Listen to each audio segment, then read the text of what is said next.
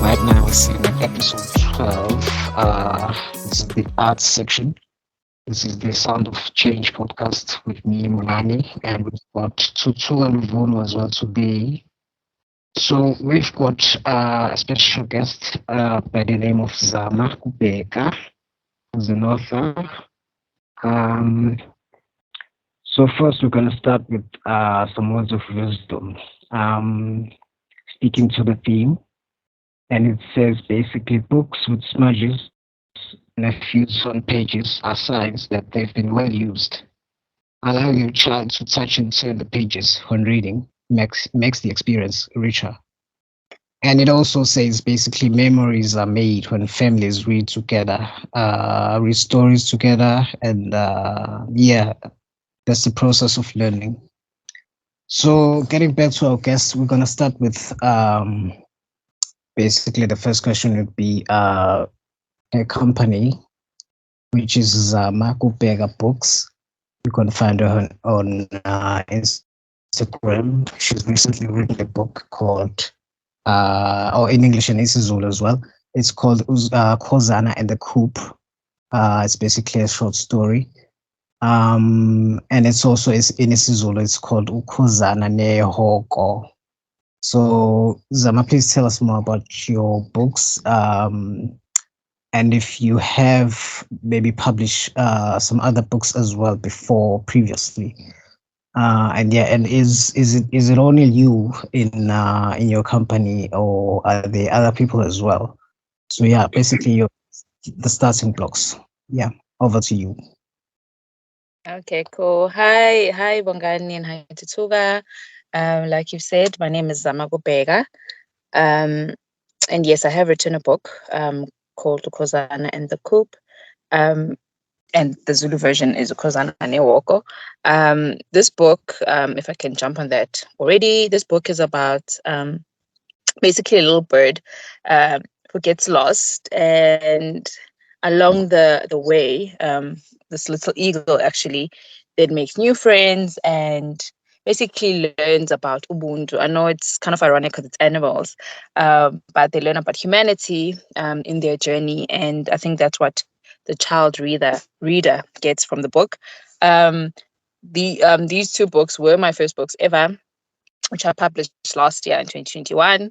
But I am actually in the process of completing another book called isiZulu Pictionary, which has English translations. And basically, it's a dictionary with pictures, if I can put it like that. It is in isiZulu, but there's also English translation. So it's really, I think, the journey of being a mom where you realize a lot of kids are learning certain words in English only or certain words in Zulu only, and this Pictionary basically brings both together, but with a picture to link it with.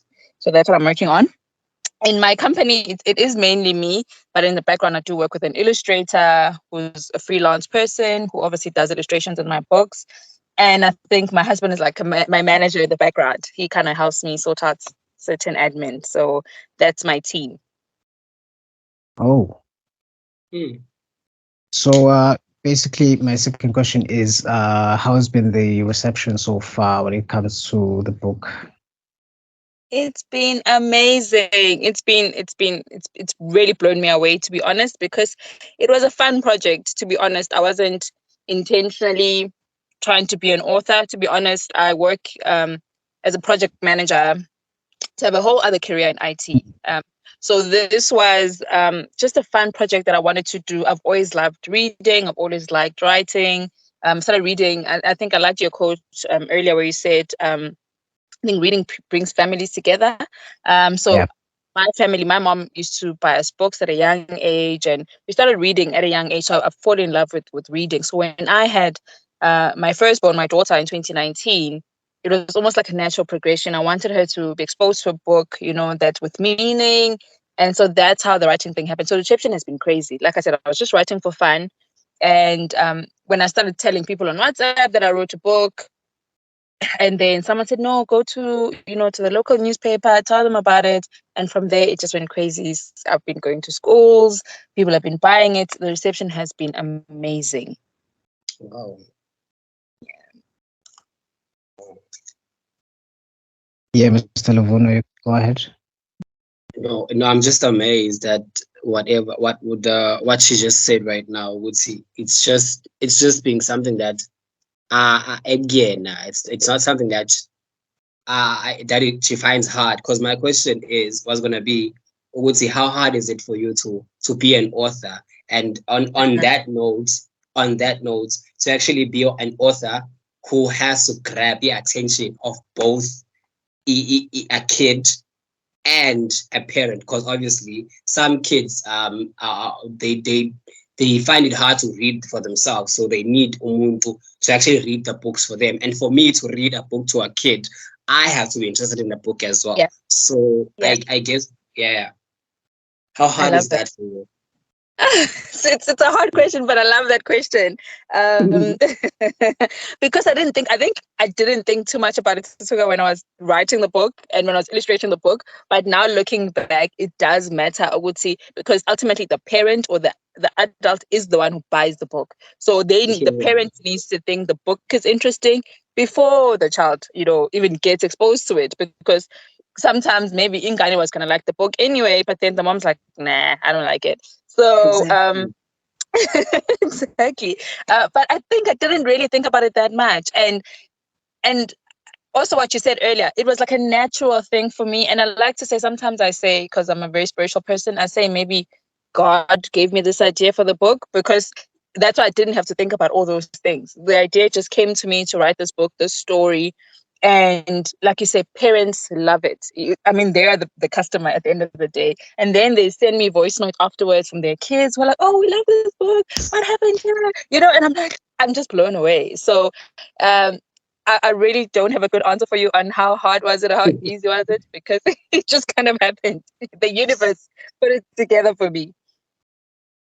Okay, okay, cool, cool, cool. I get it. It's a very hard question as well. So Yes.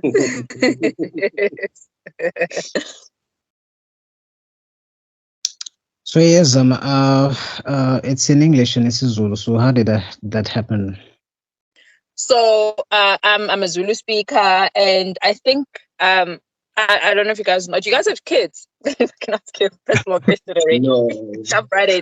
Okay, so what I found when my daughter was born, I wanted her to have Zulu books, and because I'm Zulu, and I don't know if you shop for children's books.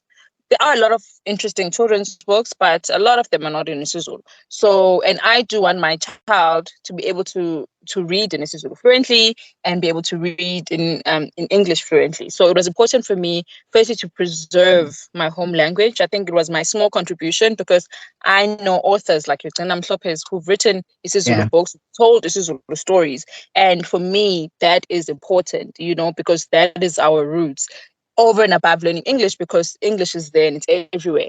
So I had to do it in isiZulu. So that's why I did it in isiZulu. I initially wrote the book in isiZulu, but then when I was getting the book published, the publisher says the editor can only edit it in English. So I needed, obviously, it was an idea then, but I needed to be edited because it needed to make sense and flow and just get another set of eyes to look at it. So the editor said to me, sorry, it needs to be in English for our editor to edit it. So then I translated it into English with my husband. That's why I'm saying my husband is like my background man. So we kind of sat together, like literally a sentence. We'd see, how do you say this in English? And then we just put it together. And we sent it to Mm. the editor. Funny enough, the editor only like edited one sentence. She was happy with how it was written anyway. So that's how the English version came about, just so that I could get someone to the publishers to work on it and to edit it. But commercially, I'm glad I did it that way, because a lot of the sales ended up coming from the English book.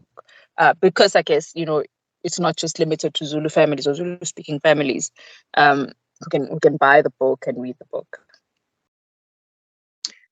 So I want to touch on quickly just attention spans. So how do you decide then on the length of the book, and yeah, and how do the illustrations help when it comes to retaining the attention span of young ones? Yeah, that's important, hey, and that's why the illustrations needed to be nice. I was very fussy with the illustrations, and luckily the guy that I work with is brilliant. He's a brilliant graphic designer. So even the first draft that he had given me, I was quite happy with.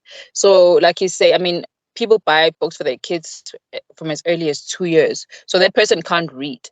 They can only listen to the story, and you can show them pictures of the story, right? So the illustrations need to be bright. They need to also kind of look realistic. So if it's an eagle, it needs to look like an eagle. If it's a chicken, it needs to look like a chicken. If it's a hawk, everything needs to look the way it's supposed to. You can't just do it like a rough drawing or get your cousin to draw it for me. So draw it for you. So the illustrations, very important. And the thing with also writing for kids, like you say, you kind of need to get to the point quickly because Yeah. the attention span is limited. You can't do a whole long backstory of how this came about. You need to get to the point. You need to make it interesting. It needs to have action. It really needs to be on point, like you say. And so if you have a big idea, you need to summarize your thoughts and write them down. Because like you said, the kid, after 5 pages, they're going to be like, if you're reading them to bed, they're either going to fall asleep or they're going to now want to watch TV, want to play outside. The attention is very low with kids. Oh yeah. So a quick follow up on that before Luvuno comes in. I just wanted to tell you that there's a war going on right now, and not the one going on in Ukraine, but Okay. I was about to ask, are you about to ask about Ukraine? I read children's books. no. Anyways, yeah. It's a war going on between screens and pages. So how do you think that war is gonna fall out? And do you think literature and pages in print media and whatever will survive for the long term when you look at the influence of screens, whether it's TV or phones or whatever? What's your take on that war? You guys are hectic. I do think screens are going to win, and they should.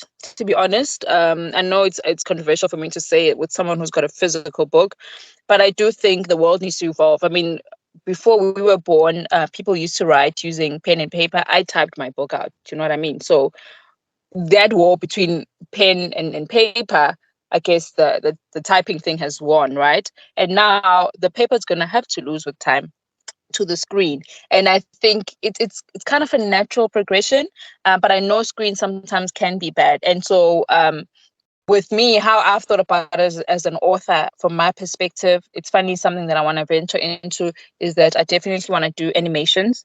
I think especially because I'm passionate about children and children learning, I do think there's definitely a gap. If you're trying to teach children something, turn into an animation, put it on YouTube.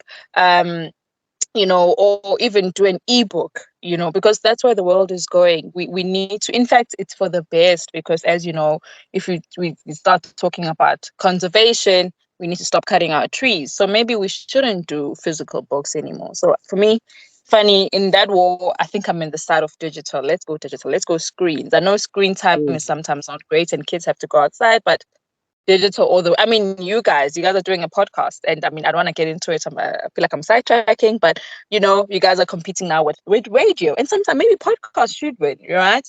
I think digitizing innovation going forward, let's go for it. Let's engage in content you want to at that time. So, and let's do it in a forward way, fast forward. We can't be in African being, oh, let's hold on to paper. No, let's go digital all the way. Maybe it's also because I work in IT in my career, so maybe that's why I'm keen on digital. So yeah.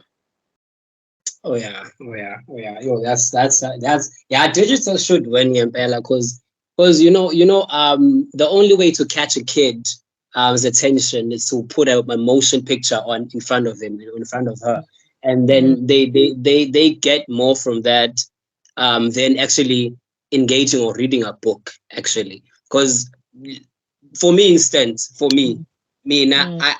I prefer something that's right there and moving as well, compared to focusing on words and trying to get the whole idea in my mind. We would say what's going on now, instead of me just seeing what's going on there. You see.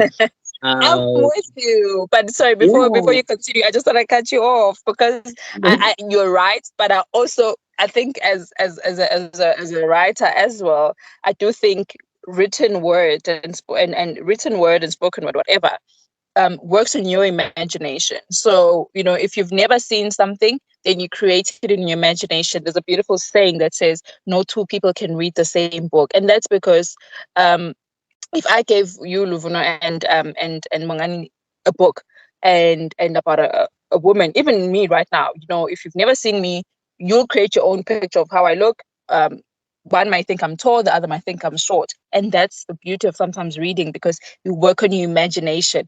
Whereas if you see me on digital, you see me on a screen, you know immediately how I look. So then your brain is not, that muscle of imagination is not working. So that's kind of the con with digital then, because they don't use their imagination as much. Because if I'm like, my book is about an eagle, kids, when you read to them, they probably have different sizes of how big the eagle is, because even though they could be the same person who's reading the book and they're reading the same book, but because of imagination, they're using their imagination, and our imaginations are different. And whereas if you're watching it on digital, it's the same thing. It's definitely the bird is black and white, because that's what the person on digital has put it as. You know what I mean? So those are the pros and cons. But yeah, let me let you finish.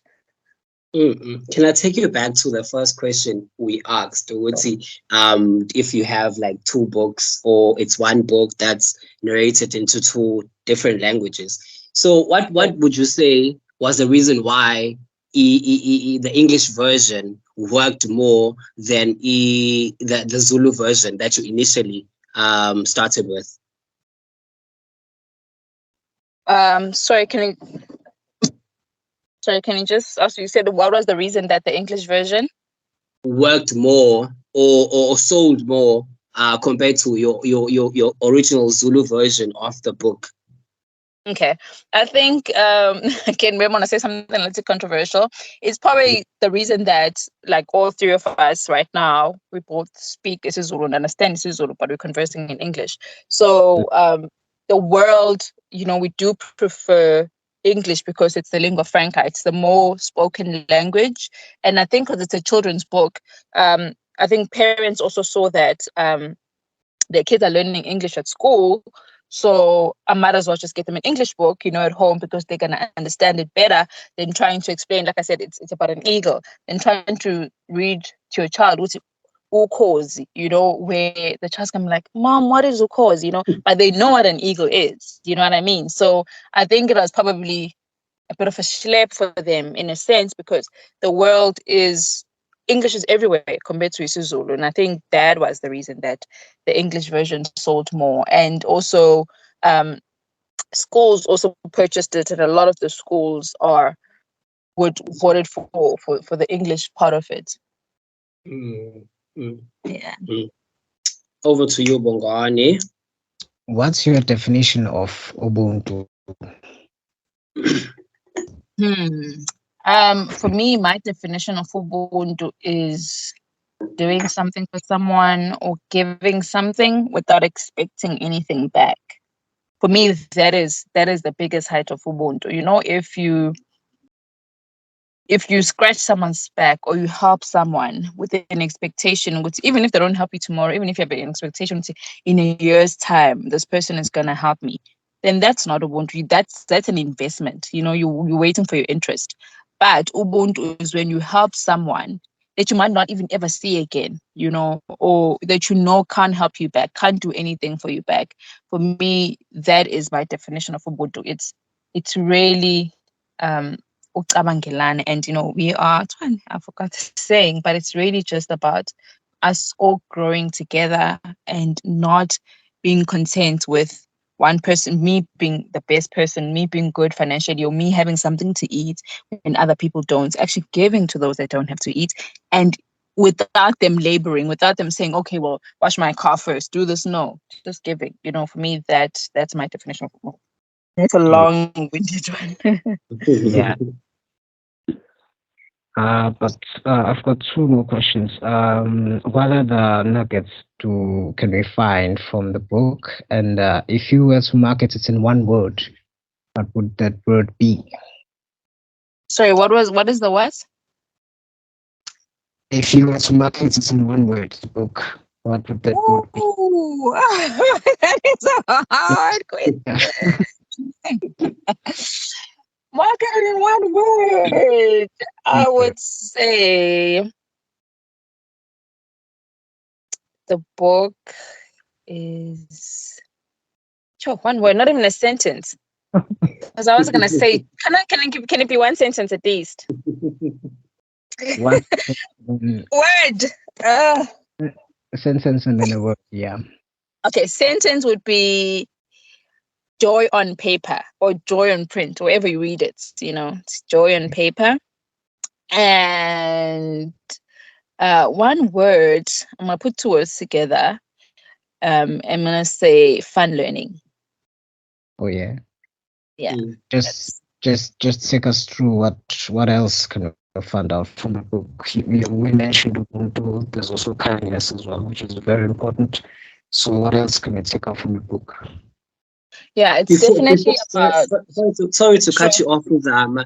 I wanna ask ukuthi, how does Ubuntu correlate with ilwane? Like, how did you just sit and be like, hey, Ubuntu, animals, how do those two interconnect? Yeah, I think they connect in that animals look out for each other as well. The humanity. Yes, we say Ubuntu is humanity, but animals also look out for each other. Even in nature.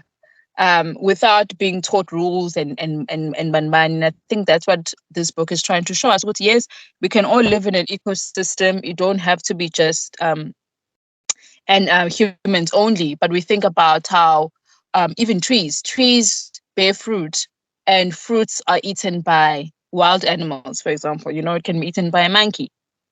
Ultimately, the tree is looking out for the monkey because it feeds the monkey without expecting anything back. You know what I mean? So Ubuntu already, the tree is actually demonstrating Ubuntu. The tree gives shade to animals. I mean, the rivers give drinking water to birds. But that, in a sense, that's like a metaphor for Ubuntu.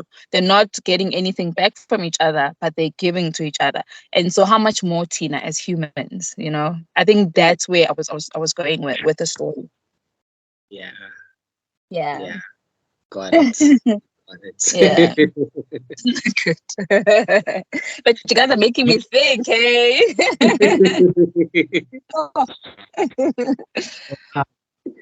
Just one question, Zama. Okay, there are kids who are gonna get the opportunity to read the book, but there are also a number of kids who won't be. So how do we solve that problem? Of course, there are people who donate books. How do we?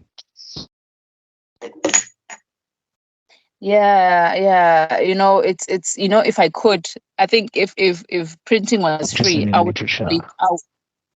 Oh, I lost you there. Bongani. I heard you initially. You asked, how do we get more kids reading it, right?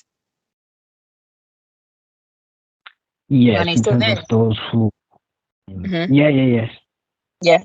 Yeah, in terms of who, for various obvious reasons, cannot get access to the book, mainly economic health. So how do we solve that beyond just donating books to libraries?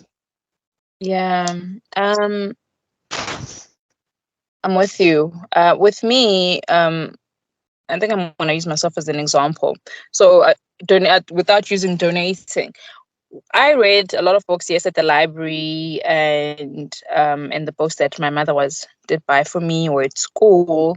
I do think it's important, firstly, for schools to have a reading class, or even English maybe on Fridays should be about literature, where the teacher actually reads them a book, or they get them to read. I know sometimes with schools, people only get exposed to reading in class and reading out loud when they're older and they're not proficient at reading, and it's embarrassing. So I do think our schools can do more in that instance.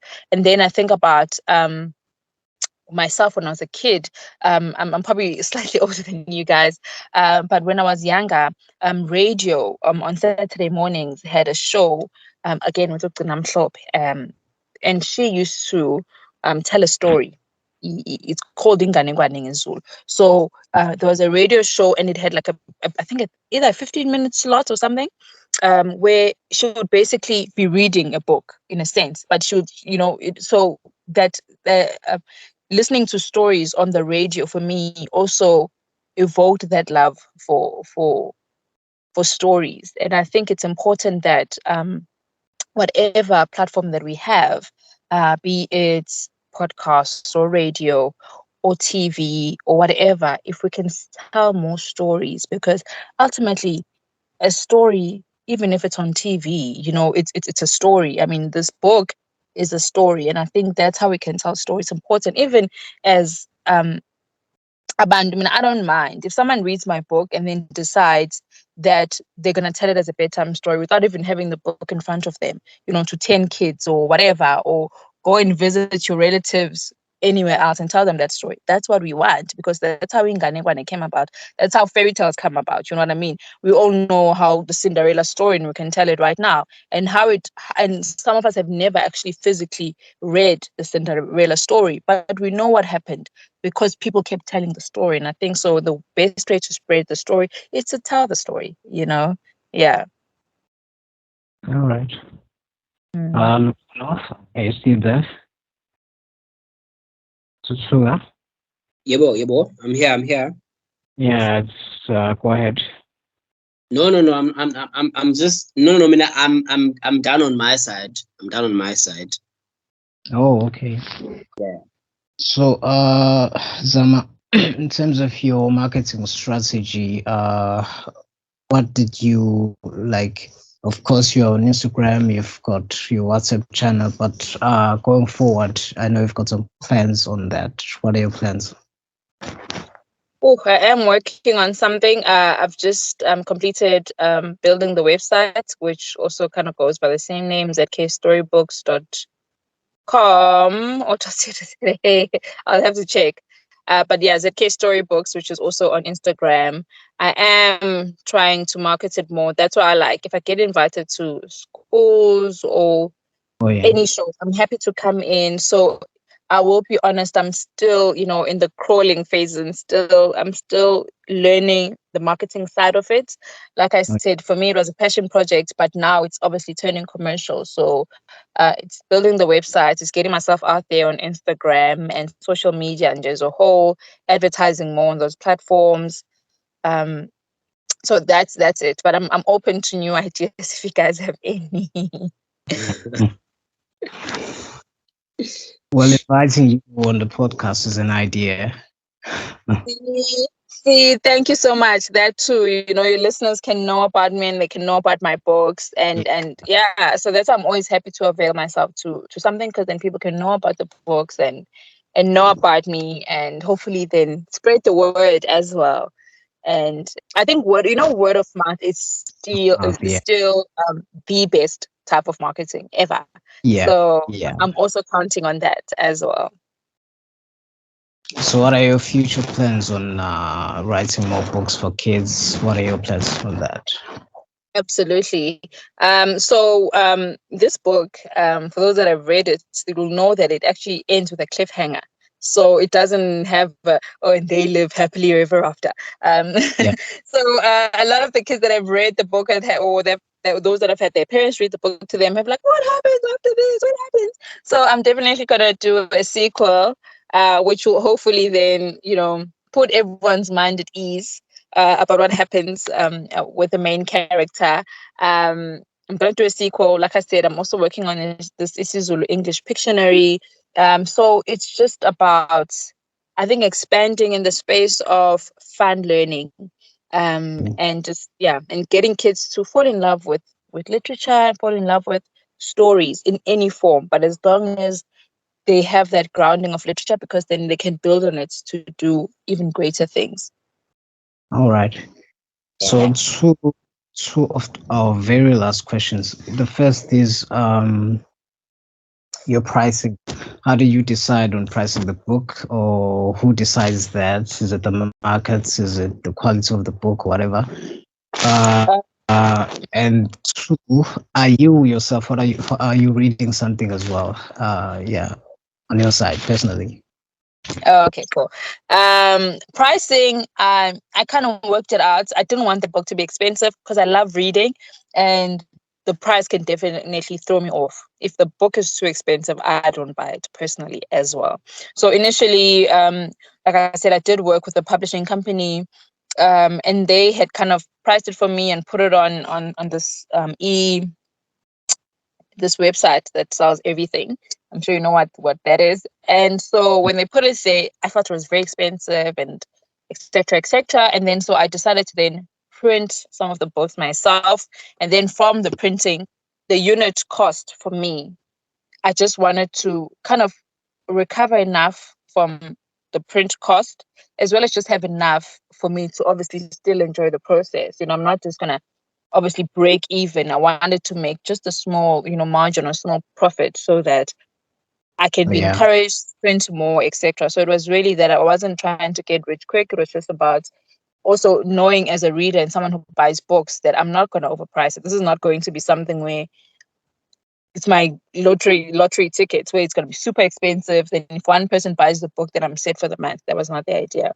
And then the book that I'm currently reading, so I'm one of those people who buy a lot of books, and I either read and finish it if I really, really love it, or I read it halfway and then I'm like, okay, I'll come back to you.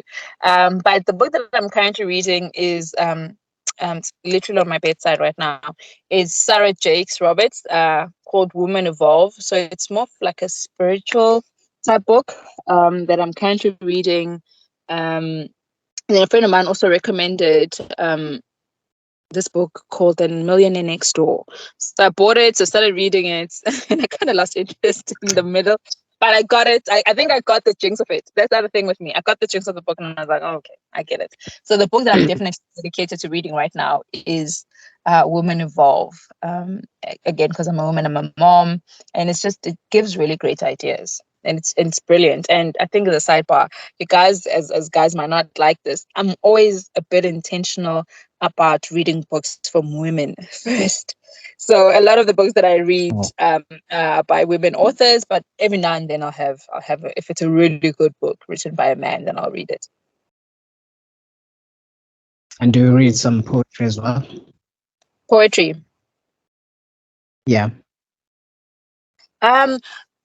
Yes and no. One of my favorite authors is Maya Angelou. So I have read most of her books as well. I think if you had asked me this question 3 months ago, the book that I would have been reading then would have been a Maya Angelou book. And then part of those, there was one of her poetry books. I think it's called Still I Rise, if I'm not mistaken. So I do read poetry. I also have friends who write poetry. So sometimes she sends me some of her writing. She hasn't published anything yet, so please don't ask me about those details. And so she shares that, and yeah, I do enjoy poetry.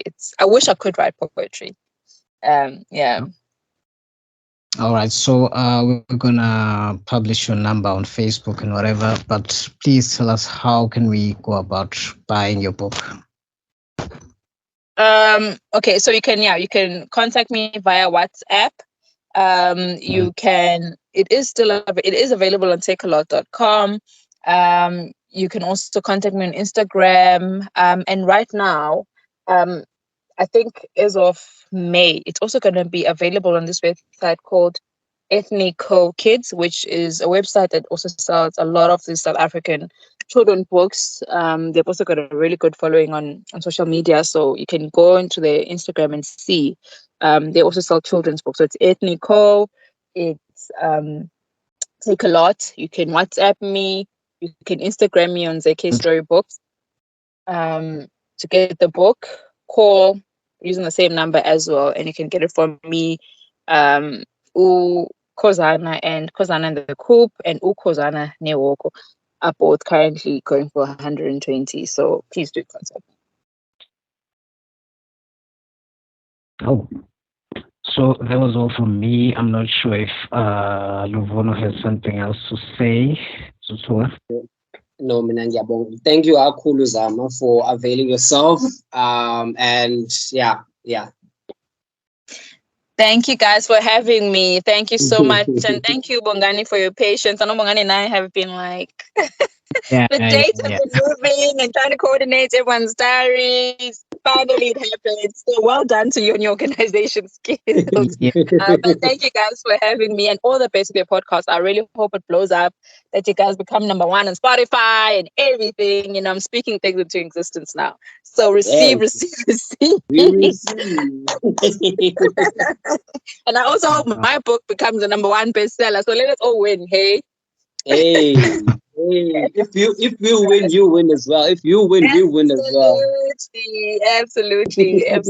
Thank you guys for having me. Keep well, hey? All right. And we do hope that... Thank you. Bye. Yes, Mangani.